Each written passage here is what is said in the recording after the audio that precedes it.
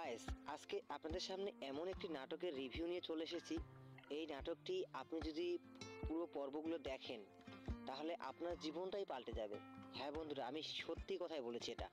আপনারা যদি অনেক আগে এই নাটকটা দেখে থাকেন বা আজকেও যদি নতুন করে পর্বগুলো দেখেন, আজকে এখান থেকে জেনে নেবেন যে কোন ইউটিউব চ্যানেলে এবং কত নাম্বার পর্ব আপলোড হচ্ছে এবং কটার সময় করে আপলোড হয় সবই জানিয়ে দেবো আজকের এই ভিডিওতে। তো হ্যালো গাইস, আসসালামু আলাইকুম। কেমন আছেন সবাই? আশা করি সকলেই ভালো আছেন। আজকের ভিডিওতে কথা বলবো গরিবের রানী নাটকের তৃতীয় নাম্বার পর্ব নিয়ে। তৃতীয় নাম্বার পর্বটিতে যা যা ঘটতে চলেছে সব কিছুই বিস্তারিত আলোচনা থাকবে আজকের এই ভিডিওতে। তো আপনি যদি আমাদের এই চ্যানেলে নতুন দর্শক হয়ে থাকেন তাহলে অবশ্যই সাবস্ক্রাইব করবেন, আর যারা সাবস্ক্রাইব করেছেন তাদেরকে অসংখ্য ধন্যবাদ।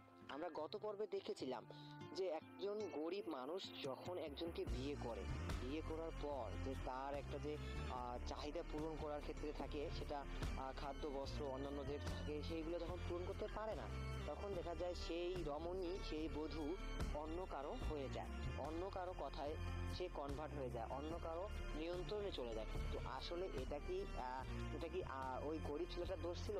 আসলেই না। এটা বিধাতা তার ভাগ্যে এরকম লিখে রেখেছে বিধায় সে এরকম একটা মেয়ে পেয়েছে। তো আসলে তার উচিত ছিল, মেয়েটার যে উচিত ছিল তার স্বামীকে কন্ট্রোলে রাখা, তার স্বামীকে ভালোভাবে রাখা। সুবিস্তারিত আলোচনা থাকবে আজকের এই ভিডিওতে। তো আপনি যদি আমাদের এই চ্যানেলে নতুন দর্শক হয়ে থাকেন তাহলে অবশ্যই সাবস্ক্রাইব করবেন, আর যারা সাবস্ক্রাইব করেছেন তাদেরকে অসংখ্য ধন্যবাদ। আমরা গত পর্বে দেখেছিলাম যে একজন গরিব মানুষ যখন একজনকে বিয়ে করার পর যে তার একটা যে চাহিদা পূরণ করার ক্ষেত্রে থাকে, সেটা খাদ্য বস্ত্র অন্যান্যদের থাকে, সেইগুলো যখন পূরণ করতে পারে না তখন দেখা যায় সেই রমণী, সেই বধূ অন্য কারো হয়ে যায়, অন্য কারো কথায় সে কনভার্ট হয়ে যায়, অন্য কারো